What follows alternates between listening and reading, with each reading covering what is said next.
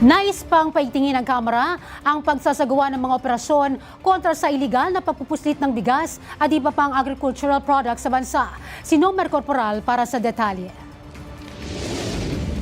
Naging sentro sa pagdinig ng Committee on Strategic Intelligence kahapon sa Kamara ang pagpapaigting panglalo ng mga operasyon kontra agricultural at rice smuggling sa bansa matapos ipresenta ng Bureau of Customs ang kanilang accomplishment report sa anti-smuggling operation sa bansa para sa taong 2025 to 2024, kung saan sa taong 2025 nakapagtala ang ahensya ng lampas 500 operasyon na nagresulta sa pagkakakumpiska ng mahigit 2 bilyong pisong halaga ng mga smuggled products. Nanguna sa mga nakumpiskang produkto ang sigarilyo o tobacco na may 1.7 billion pesos. Sinundan ng fishery and aquatic products na may mahigit 300 million pesos. Pangatlo ang sibuyas na nagkakalaga rin ng 90 million pesos.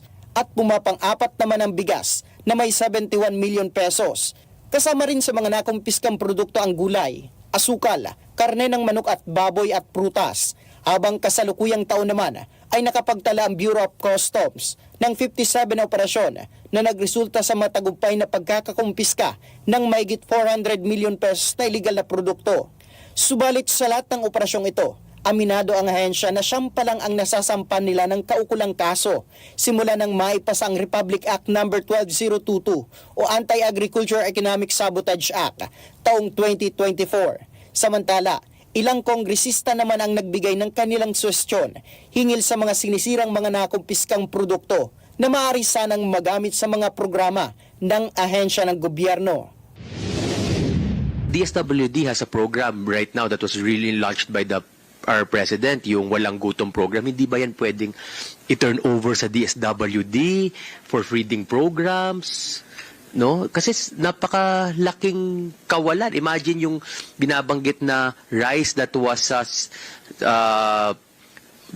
confiscated amounted to 600 million pesos. Under Section 19 of Republic Act 12022, if the agricultural and fishery products subject of the crime of economic sabotage, it should be destroyed. However, in the same section, it provides that locally sourced agricultural and fishery products subject of the crime of hoarding, profiteering, and cartel may be donated by the Council to the Department of Social Welfare and Development.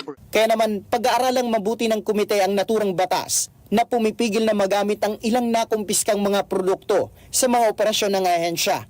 Kaugnay nga niyan, nais ng komite na paigtingin pang lalo ang pagbabantay sa mga paliparan at pantalan sa bansa upang mapigilan ang pagpasok ng mga iligal na produkto. Nauna sa balitang totoo at laging bago, Nomer Corporal, 13 sa tanghali ng Congress TV.